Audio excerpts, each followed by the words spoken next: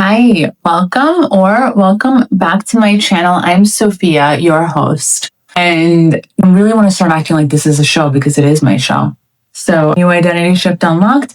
Here we talk about identity work, which really means your perception of yourself and what gets to be true for you. We talk about self-development, how to be the best versions of ourselves through mind work and working with all these available tools. Either we're working with our minds or our minds are working against us. I know it's a hard pill to swallow, but that's what we're going to go deeper into in today's video.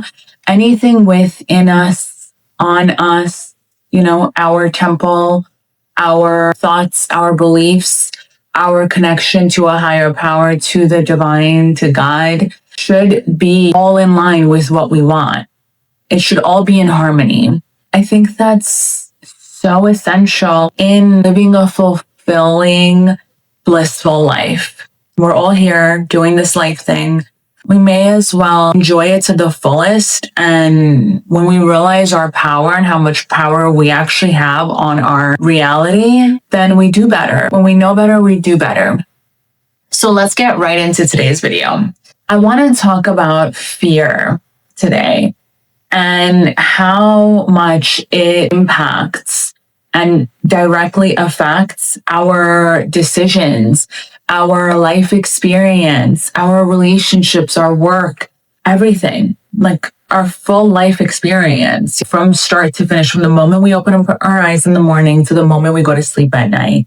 I've been really getting into lately trying to get back to a place. Because, by the way, I am a student of my own teachings and I'm working on myself always. I so deeply believe in this work, and I think it's a lifelong journey. And I think that's a beautiful thing. Giving up means giving up on us. But no, we are not doing that. I used to think there was already so much on my plate.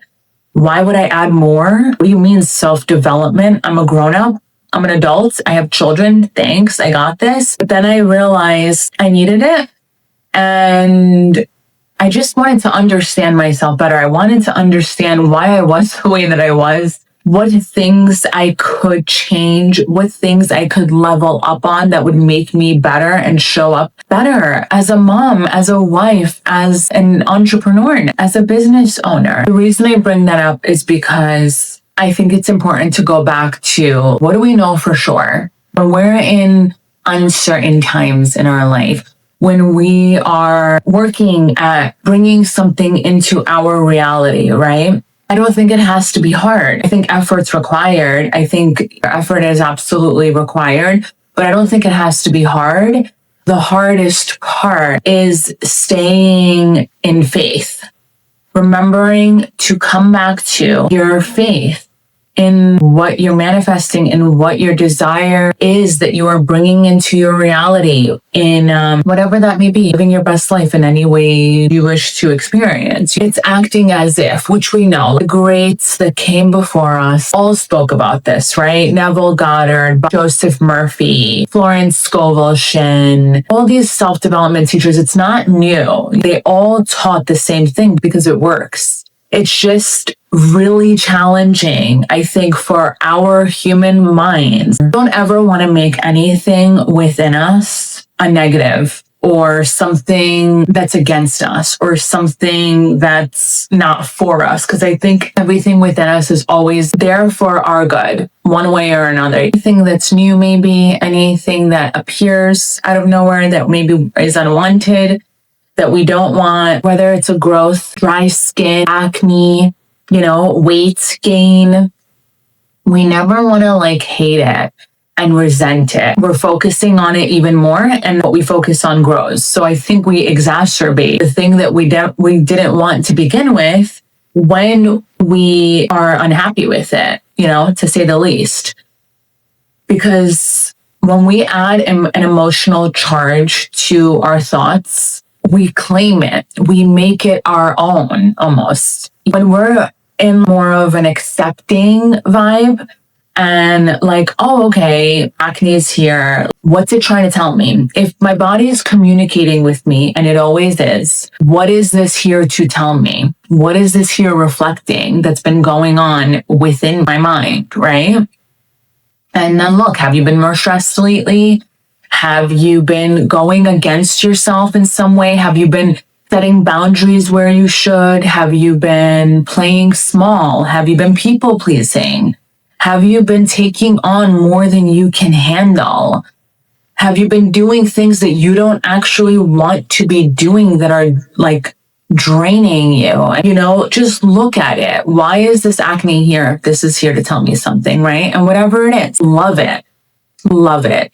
It's on you. I think our best bet is to really reprogram and this is, you know, I have nowhere near conquered this or mastered this. This is a big one for me. But it's essentially the idea that the notion that when we are worried about our children, what we're doing the opposite of blessing them, right? And they feel that with the energy that we are emitting when we say be careful. You know, I know that comes from a place of love, but really, like, our intention is good. And I think our intention does matter a lot, but also it's fear-based. It's fear-based. So, you know, like if we know they're protected, if we know they are safe, if we know we're doing our job, which is to lead them and guide them and teach them what to be aware of and what to know for sure and how to handle themselves and handle situations and how to respond and not react. And again, they're always watching more of what we do than what we actually say. So we always want to be practicing what we preach, right? And know that like every opportunity is a learning opportunity, especially when we're with our children, right? So for us, even when we're alone, but especially when we're with our children, because they are watching and they are learning from us always. So, you know, a lack mentality, you know, don't ask for too much if we tell them that, or you have enough toys, or these are all like scarcity mindset, lack mentality that we're just like passing down to them. Maybe we want to be very careful with what we say to them. It's not to like torture ourselves. It's just because it matters. It really matters. So before it's too late, before they're grown up and we see them playing small or not showing up to their full potential, I think it's so important that we see the light in them, that we see their strengths. Hopefully we're looking for the good and then the good will grow. We want to believe in our children. We want to see the growth in them. And it's interesting that we don't realize there's so many people out there that could be against our children. We need to be the ones that are for our children, noticing our kids' strengths and fostering that, and also speaking blessings on them and giving, like, breathing life and hope and love and faith into them, and them knowing that anything that they desire to do in this life is possible. It is possible, but they have to believe in themselves. And that belief almost always comes from their parents first. So we have to see it first. We have to be the ones that see the goodness in them and believe in them. And I do think what we believe to be true about them manifests. And that's another thing I wanted to get into. Stay tuned for next video. I'm going to go deeper into that. But I want to talk more about our words and how powerful they are. And especially, again, you guys, it's not to put fear, or I don't want you guys to get anxiety over this. If this is the first time maybe you're, you know, seeing it this way or thinking about it this way or hearing about it this way. And when it comes to parenting and our children. But I think a great rule of thumb is to think about, if you could go back to your childhood, what do you wish your parents were like? Make a list. What do you wish they were like? And then be more of that. You also know that your kids are different from you. Like, yes, they're so much like us in many ways, but they're their own person. And it's not about molding them to be like us, though that's tempting. And though we can often just unconsciously do that, right? But we want to make sure we remember that they are here to live their own life. We can guide them and we can teach them values and morals and all the things, but really it's up to them, like they're going to grow up and they're either going to use the stuff that we taught them or they're not, and again, it's going to be more of what we lived than what we taught them, and tried to like imprint into their beautiful minds, their beautiful growing minds. So let's remember that, right? Let's remember that our words are so powerful. Next week's video, but what we speak on them is way more powerful than we may realize, and we will see it. We will see them doing more of what we say. And I'll give you my own proof of that again in next week's video. So stay tuned for that. But so did you ever hear about those studies in psychology where they say certain words to plants to see the effects of words? And not only that, but vibration, intention, and energy. The energy that we had behind these words, because we could say words and have no energy behind them. There's no charge. There's no emotional charge. And I think it holds, way less weight, right? But when we're saying, even to our plants, let's say, and the studies that have been done on this, they've seen significant differences in the ones that had positive, loving words, right? So if this is true for living things, right? Plants, animals, it's mostly true for us too. And it is. It just so is. Think about how much better you show up when someone like notices your efforts. Think about how much better you feel when someone compliments you. We have mirrors, we have cameras, but when someone else notices, especially if it's somebody maybe that we're inspired by, or, not just anybody, but somebody that we're inspired by, somebody who we admire, maybe like, yeah, that's going to light us up a little bit more, right? It just does. So if speaking words of love and positivity to plants helps them grow and thrive, then why aren't we doing that more with our kids? Everything that I share here, it's mostly about us, because I do think we have all this power, and us putting all our energy and all our love and giving everything we have to our children is depleting us. I don't think that was the right way. I don't think that that's the right way. I don't think in this day and age that makes us a good mom.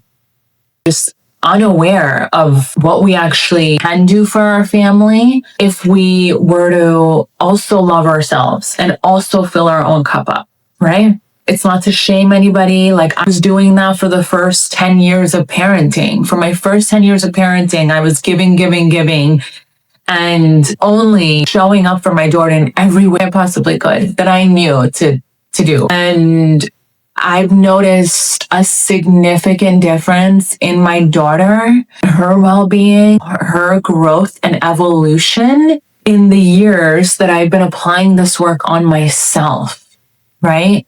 Our relationship has gotten just so deeper, so much better in so many ways. I always want to say yes to my children. I always want to be there, right?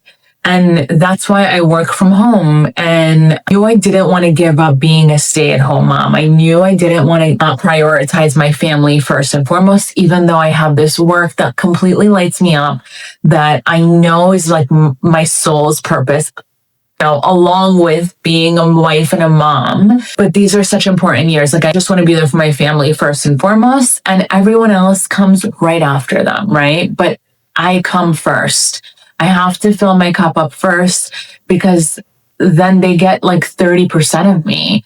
They don't get the best of me. And when I get the best of me first, and I do things for me, which is, meditate, hypnosis, work on my mind, work on my limiting beliefs, noticing the thoughts that are going on when I'm having anxiety, and when I'm fine 1 second and then all of a sudden it's like nothing actually happened. It's just I spiral. I think we can all do this, but I think it was our husband that triggered us, or it was the kids are being too much, but it's deeper than that. And when we know how to look for what it actually is, we can help ourselves and we can help our families have a better, happier mom and wife. So fear-based words and thinking. stories that we tell, we are naturally storytellers. And the most time we spend telling stories happens within our minds, right? So we make stories about things that occur in our lives. Oh, they thought I was this. Oh, they must have thought I wouldn't pick up on that. Oh, they must have thought I wasn't going to speak up for myself. Oh, they must, like, obviously these are negative happenings, right? We make up stories. Oh, I showed them. Oh, they tested me. They're going to get it now. Like, whatever it is, we just make up these stories in our heads about like what their intentions were. And now what you're going to do and how you're going to retaliate. It's like a whole movie in our heads, it can be. And when you notice it and you catch it, you can laugh at it and know that you don't actually have to listen to any of that junk. Most of it is, because if it's not going to help you live your best life, don't pay attention to it. Let it just pass through you, literally. That's the beauty of this magical life that we are living. We can choose to react and not react, and we can respond, and we can take time to respond. We don't have to respond right away. I know everybody's like on their phones 24/7. Can we normalize not being on our phones 24/7? Can we start bringing it back to the way things used to be? I think it was so much healthier. If that's possible for you, depending on what you do for work, maybe let's aim to spend less time on our phone and more time in our real life, because this is what's real. And we're going to miss this. We're not, 5 years down the line, even 5 months down the line, we're not going to look back and be like, I wish I scrolled more and kept up with every single person in their life and what they posted. No, I want to be more in my creativity, being present with my family, who's growing, by the way, every single day more and more, and who need me to be present. That's how I'm my best self too, is when we are present. So the same way we are speaking life on our children and blessings on our children, and that they make the right decisions and that they are divinely guided to their best life. And, they're growing, and there's different, parts of their journey that a lot of people can deem and like, oh yeah, those are challenging times, and oh, it's really hard in high school. Oh my God. But like, does it have to be for everybody? Is that ultimately true for everybody? Does not one single person have a good middle school and high school experience? Because if that's possible, and it is, then I want that for my kid. Why would I keep saying things like, oh, just try and get through the teenage years? Like I've heard that so many times. Oh, your kid's a toddler. Oh, just try to, just until they're like 4 or 5, just try to get through it. I don't know. Good luck. I don't know what to tell you. No, I don't accept that. I don't accept that. I don't want to just try to get through those years. I want to make them the best that I could possibly make them. The way our brains perceive reality, perceive what our experience is, isn't actual reality. There's science behind this, and what our brains are trained to look for and to experience, and what's normal to our brains is what we're going to perceive from our life. So if people are constantly saying, oh my God, just get through the high school year. Like for me, I have a teenager in high school and I have a now 3-year-old. Just get through it. That's what I just heard that recently. And I'm like, thanks, I think. What am I supposed to do with that? Why are we giving each other messages? Like we're setting each other up for failure. We're like, best of luck, but basically there's no hope. And it's just not cool. It's just not cool. I'd rather us empower each other. What worked for you, actually? What worked? And leave what didn't. I do not need to know what didn't and what your struggles were, right? Like, let's normalize talking about what we can do, maybe how we need to change, and what we can work on during the toddler years and during the teenage years. Brody's in her first year of high school, so I'm early, but all year I was intentionally remembering and reminding myself and reprogramming myself that, yeah, there's a lot of growth that happens during high school, during these years, right? But I will not tell my kid that they're just hard. You just got to get through it. Good luck. Like, no. I'm not going to tell her that. I'm also not going to tell her, like, we're probably going to drift apart and we're not going to get along during these years. Like, absolutely not. She needs me the most. This is the time where we pull them closer when they're a toddler for sure. And when they're a teenager, they need you more. There's so much going on within their bodies and their minds. They need you more than ever, not less. Not saying 24/7. Sure, I have days where I'm like, F this, like, get me out of here. I need to go for a drive. And it's just overwhelming. And we can't see eye to eye in the moment, but I don't make it a story in my mind. Going back to the story, I'm very careful with what I choose to then make a story. Oh, the teenagers are hard. No, it was just a hard hour. Not even. It was a hard few minutes. It's okay. Let her cool off. I'm going to cool off. And then I'm going to go and hug her and let her know that I love her no matter what. That she is always loved and accepted by me. Always.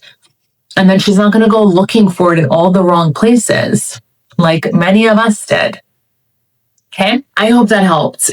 If you have children, if you want to have children, I think it's so important to know, like, you get to experience more of what you want to experience than what other people experience.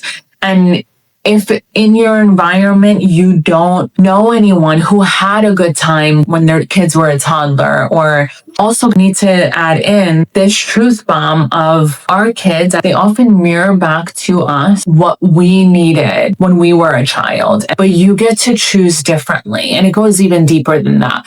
But for the sake of time, we get to choose differently. We get to choose better. We get to take a moment and know their brains are developing. Their brains don't fully develop until like 25, I think it is, maybe 26. We remember that and not react to children. We look like fools when we're reacting to tantrums. I know we're all imperfect, me included for sure, but they need us more in those moments. They need us regulated so we can regulate them. They literally depend on it, you know, but if we're dysregulated and we're all hyper and like anxious, throwing a tantrum, they have nowhere to go. So the tantrum just is exacerbated. It lasts way longer than it needs to because they have nowhere to go to be regulated. We are their person. We are their people. We need to be regulated. And so we do the inner work, right? And we regulate our nervous systems. I have videos on that as well. If you need to know more about that, which I know I myself can always use as a reminder because life gets busy and we want to be practicing regulating ourselves so that our kids have a shot at enjoying their younger years, you know, and having fun and growing. And we got to know and remember that what they're doing is age appropriate, literally all of it. The hitting, the biting, the kicking and screaming, the throwing a tantrum, the impatience. You know, you can't rush a toddler for anything. Like, good luck. Like, just good luck trying to rush them. And again, and I'm laughing, I'm not trying to, you know, scare you or anything, but like, we're supposed to slow down. That's why. We're not supposed to be rushing with a toddler. We have to also get creative and play games with them. Like, let's see how quiet we can be, or let's see how we can run like cheetahs, or like playing games. Get on their level, you know, meet them where they're at and remember what they're doing is age appropriate. And this is our work. This is our freaking work. It's to teach them, it's to guide them and to regulate ourselves so we can show up for them the best way we possibly can before it's too late. They're going to grow out of this space before we know it. Same thing with the teenage years. It's easy to react to them slamming the door, but it's important to just take a pause and respond and know they need maybe a moment alone first, and then go to them with love. Meet them with unconditional love. Let them know that this doesn't mean they aren't loved. They're allowed to be human. They're allowed to have a bad day. They're allowed to have an attitude. They're allowed. And then when things simmer down and calm down, you can reiterate what you expect of them and the respect and reverence that they need to have for you, you know, but first you meet them with love and acceptance, I think. Just my opinion. And yeah, we all needed more of that growing up. So let's give that to them. Hope you have kids. If you don't, you know, the messages can be used at a later time when you do have kids, if you do want them, or it's a great way to learn your inner child better and learn yourself and what you needed and what you didn't get and what you can now provide for yourself, how you can love yourself now. Okay. Let's remember that love casts out fear. That's the message of this video. It can be as simple as choosing love-based thoughts over fear-based thoughts. You can ask yourself, what would love do? What would God do? What would God say? If I only had love within me right now, how would I show up? What would I say? What would my energy feel like? Would I be regulated or activated? Let me know your takeaways. Like, comment, subscribe. Share this with someone you think may need it, may get their own takeaways from. And I love you. Thank you for being here. You are worthy. You are deserving. There's no right or wrong. No need to shame or spiral or think like, you're doing it wrong or anything. We are learning and growing as we go. And in a year from now, I could learn different. You know what I mean? So do the best that we can. Yeah? Yeah. Okay. You are worthy. You are deserving. You are loved. And you get to live your best life and be your best self. Okay. Love you. Bye.